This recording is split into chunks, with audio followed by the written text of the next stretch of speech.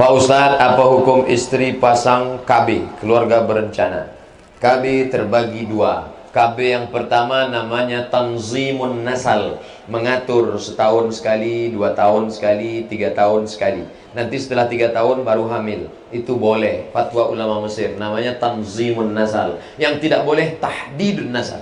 Tahdid nggak hamil sama sekali.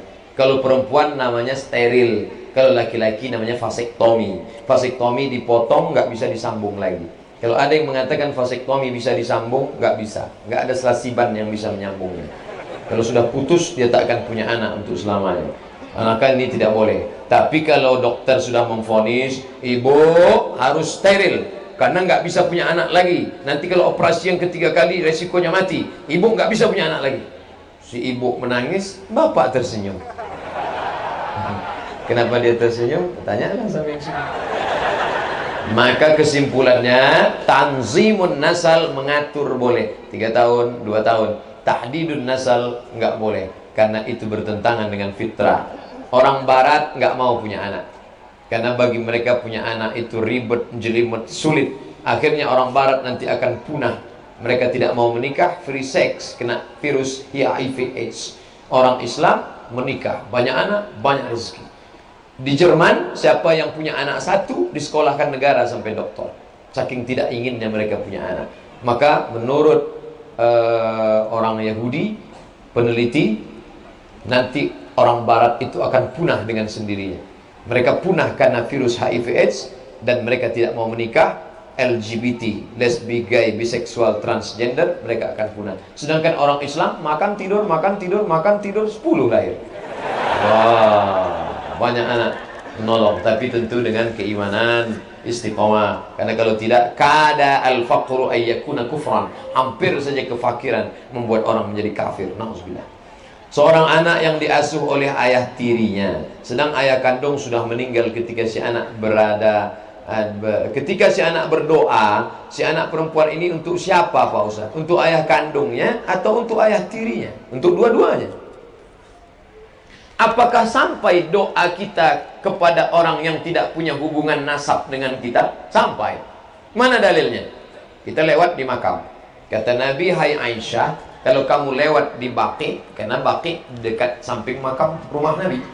Kalau kamu lewat di Baqi, mulutmu jangan diam saja.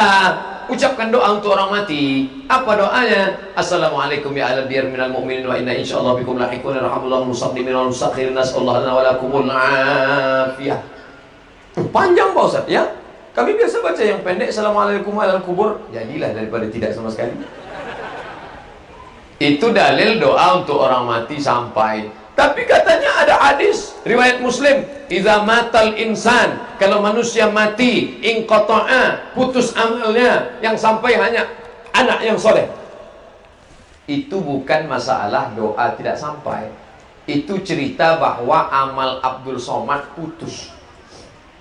Abdul Somad dulu ceramah. Setelah Abdul Somad mati, dia nggak bisa ceramah. Kalau Abdul Somad ceramah, almarhum jamaah kabur.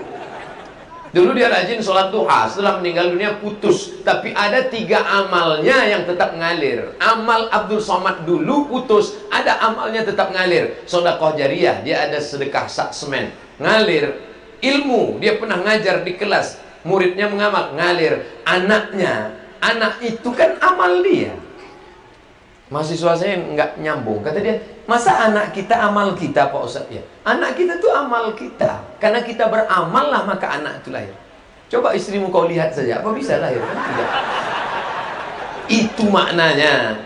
Bukan doa bapak ibu nggak sampai untuk orang mati. Amal orang mati itu putus, dia nggak bisa beramal. Abdul Somad kalau mati, amal Abdul Somad putus. Tapi kalau Ustadz Oren, Ustadz Nababan, Ustadz yang lain bacakan Al-Fatihah untuk Abdul Somad, sampai atau enggak? Sampai. Ustadz yang kami cintai, ya mudah-mudahan laki-laki, apabila orang tua sudah meninggal, innalillahi wa inna ilaihi raji'un, bolehkah saya selain mengqadha puasanya juga mengqadha salatnya? Enggak, puasa saja. Dalilnya man mata, siapa yang mati wa alaihi siyamun, punya hutang puasa, shoma anhu waliyuhu, maka ahli warisnya melaksanakan puasa untuknya. Disebutkan oleh Imam Ibnu Hajar Al-Asqalani dalam kitab Bulughul Maram, dijelaskan Imam San'ani dalam kitab Subulus Salam, tidak ada ikhtilaf antar ulama, puasa emak kita, puasa ayah kita mesti kita qadha, kita gantikan. Mak Ustaz, mak saya masih hidup 70 tahun, saya tanya, mak ada tinggal puasa dulu? Ada, qadha sekarang. Kalau ada tinggal nanti meninggal, saya yang akan menggantikan. Bagaimana dengan qadha salat? Qadha salat dilakukan diri sendiri. Adapun orang lain mengqadhakan, maka tak ada dalilnya. Jika tidak bisa mengqadha salat orang tua, adakah amalan lain yang bisa dilakukan? Sedekah. Ya Rasulullah, ummi matat, mak saya meninggal. Apa atasaddaqu anha? Kalau saya sedekah, apakah sampai kepada almarhumah? Kata Nabi, sampai. Ayu sadaqatu afdal? Sedekah apa yang paling afdal? Air minum. Sedangkan sedekah air minum aja sampai, apalagi pisang. Sedang air minum aja sampai, apalagi jeruk sama kan sudah tahu semua buah kan, berarti sudah dapat. Maka sedekah. Kamu sedekah air apa? Saya sedekah 1 botol Pak Ustaz. Kamu sedekah air apa? Saya sedekah 1 dirigen Pak Ustaz. Kamu kok nggak bawa air? Saya sudah buatkan 1 sumur bor Pak Ustaz. Mantap. Ustaz, saya mau tanya soal bank syariah. Misalnya orang beli rumah bank syariah selama 10 tahun, tapi di tahun ke-6 punya kendala pembayaran, PHK, jadi tidak bisa bayar cicilan. Karena dia tidak bayar cicilan, maka dia kena denda, atau sebaliknya. Saat mau dilunasi lebih awal, lalu dikenakan biaya penalti. Apa denda itu menjadi riba? Ya, hindari denda. Karena denda, riba nasiah, riba fadal, maka bertambah disebabkan oleh denda karena keterlambatan, berubah dia menjadi riba. Adapun akad permodalan murabahah dengan bank syariah, kita tidak pinjam uang. Bank syariah, pinjam uang 500 juta, saya mau beli rumah. Kata bank syariah, kami tidak melayani peminjaman uang. Karena uang bayar uang, riba. Pinjam 500 juta, bayar 550, riba. Bapak untuk apa nih? Untuk beli rumah. Maka bank syariah membeli rumah itu cash. Setelah rumah itu menjadi milik bank syariah, lalu kita cicil. Maka akadnya bukan uang dengan uang, tapi uang dengan barang. Hindari denda, karena kalau denda jatuh ke riba. Apakah wanita yang memakai celana termasuk dalam hadis yang melaknat laki-laki berpakaian seperti wanita dan wanita berpakaian seperti laki-laki? Celana yang sempit yang memperlihatkan lekuk tubuh. Adapun celana yang longgar, yang besar, tidak nampak bentuknya. Karena kalau dia pakai rok, dia mau pakai motor, apalagi polisi, apalagi petugas, apalagi bidan di rumah sakit yang naik turun lift, eskalator bawa pasien, maka mau tidak mau dia pakai celana, tapi yang longgar. Islam tidak menyebutkan model. Yang ditentukan oleh Islam bukan modelnya, tapi efeknya. Jangan sampai pakai celana sempit sampai menjerit tuh Pak. Tolong, gitu Pak, minta tolong. Syaratnya pertama tidak sempit, fatfadah artinya longgar. Yang kedua tidak transparan, jangan dia seperti pembungkus buah tadi. Nah, itu tak boleh. Celana sempit itu di Amerika dipakai untuk senam aerobik di ruangan tertutup. Sampai di tempat kita dipakai di pasar pagi. Banyak tukang ayam salah potong gara-gara itu.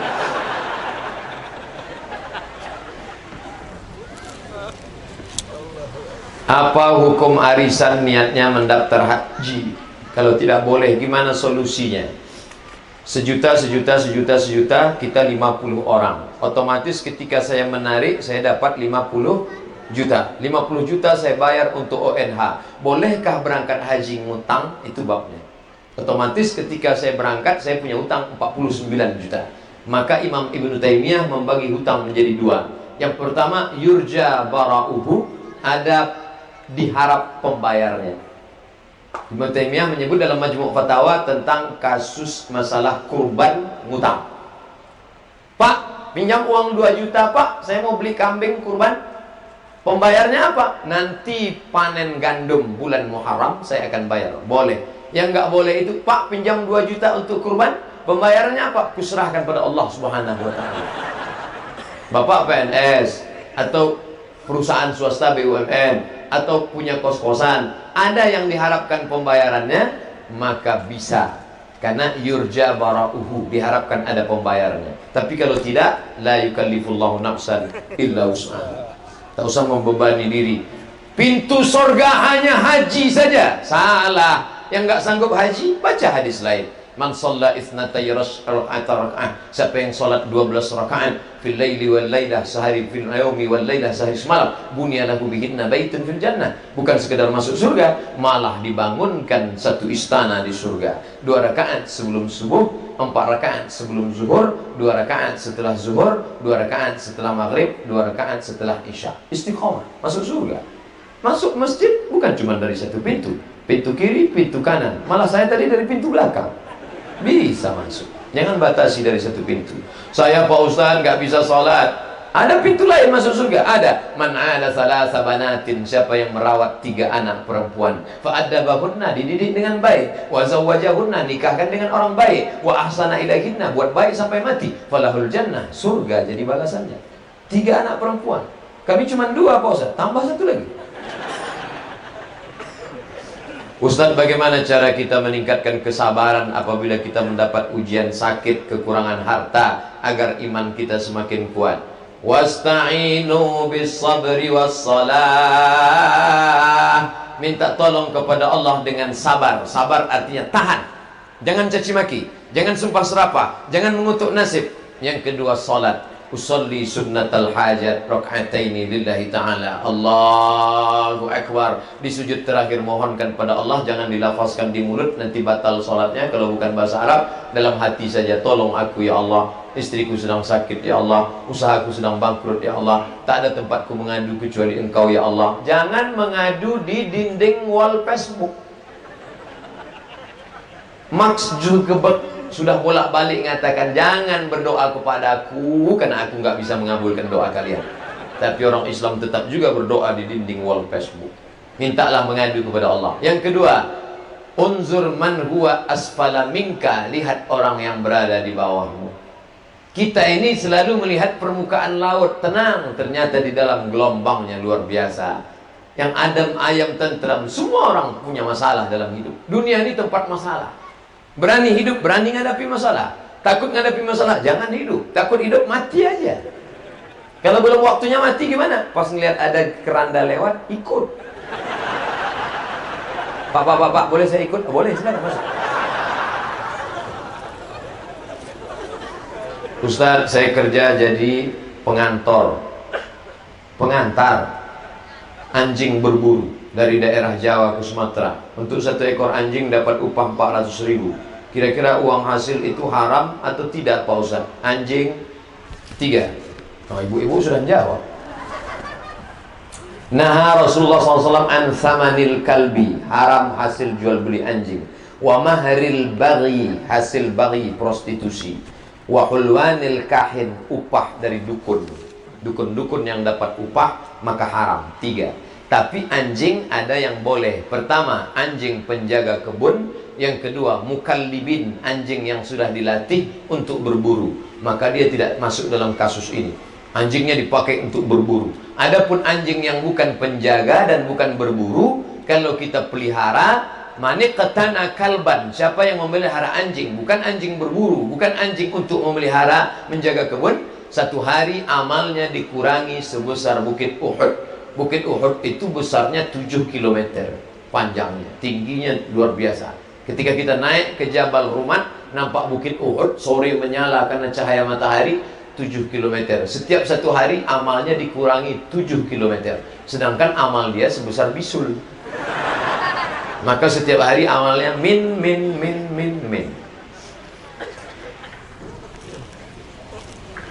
Ustaz, bila kita sholat, pandangan kita sewaktu berdiri mengarah ke tempat sujud. Ya, tempat sujud.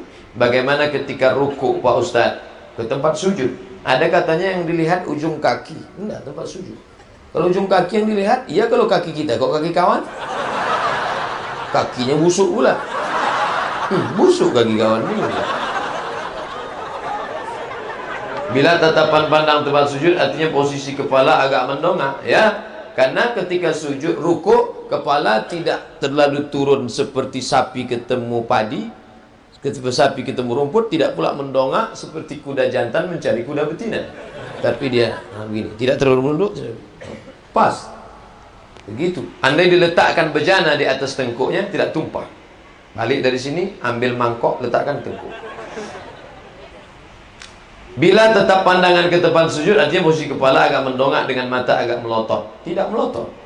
Sedangkan saya punya sakit vertigo, tak bisa mendongak. Ini an-nadir kal ma'dum. Orang yang jarang karena kasuistik, maka tidak masuk dalam kategori ini. Orang vertigo tidak bisa dibuka matanya, dia harus tetap. Karena kalau dia buka, bugoyang dunia. Ustaz kok tahu? Saya pernah kena. Saya kena vertigo, menggigil, keringat dingin. Sholat isya 2 rakaat, rakaat ketiga pingsan.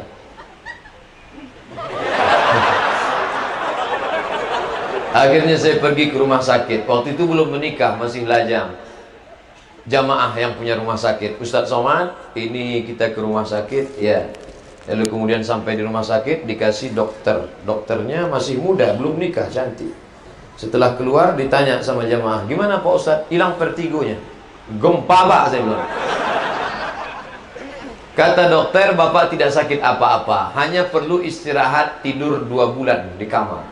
Gak bisa. Datang kawan, bekam. Di atas kepala 1, di belakang 5. Alhamdulillah sehat. Nah, maka vertigo itu obatnya bekam. Kata kawan terapis bekam, nanti setelah bekam ini datang lagi kemari bulan depan. Sampai sekarang saya nggak datang-datang. Karena nggak ada kumat. Kalau kumat baru datang lagi. Apabila sujud, apa mata kita tetap terbuka, tertutup, atau gimana Pak Ustadz? Sholat itu buka atau tutup? Lihat, ketika Nabi sakit, yang jadi imam Abu Bakar Siddiq. Ketika imamnya Abu Bakar Siddiq, lalu Nabi datang ingin sholat berjamaah. Sahabat menepuk tangan. Mereka tepuk tangan. Mereka ingin ngasih tahu Abu Bakar, tuh ada imam datang tuh. Lalu kemudian setelah salam kata Nabi, jangan tepuk tangan. Innamat tasfiqu lin nisa. Tepuk tangan itu bagi perempuan, karena mereka tidak menyebut subhanallah. Adapun kalian kalau mau menyebutkan subhanallah. Nah, kira-kira sahabat Nabi itu sholatnya matanya terbuka atau terpejam? Terbuka. Karena kalau dia terbuka tidak mungkin dia tahu. Contoh hadis kedua. Ketika Nabi sedang sholat, Masjid Nabawi belum pakai keramik, lantainya pasir. Nabi pakai sendal. Lalu Nabi buka sendalnya waktu sedang sholat. Semua sahabat yang di belakang buka sendal. Assalamualaikum warahmatullahi wabarakatuh. Nabi melihat sendal bertebaran di belakang. Kata Nabi, kenapa kalian buka sendal? Karena kami lihat engkau buka sendal. Kata Nabi, aku buka sendal karena kata Jibril, sendalku ada najis. Kalian enggak ada najis, kenapa dibuka? Pertanyaannya, apakah sahabat waktu itu buka mata atau tutup mata? Buka. Contoh ketiga, uqtulul aswadaini fi shalah. Bunuhlah 2 yang hitam ketika kau sedang salat. Allahu akbar. Bunuh 2 yang hitam. As-su'ban, ular, wal aqrab, kalajengking. Kira-kira mata terbuka apa tertutup? Terbuka. Kalau tertutup mana nampak? Tutup. Tiba-tiba anaconda muncul. Baik waktu tegak maupun waktu sujud. Bahkan ada dokter buat penelitian, ketika rukuk dan sujud membukakan mata, itu latihan untuk sensor mata. Melihat dari jauh, melihat dari dekat. Maka kornea matanya lebih sehat. Tanya THT, telinga hidung tenggorokan. Salah, dokter mata lah. Hidillillah bi ahlil badri ya Allah.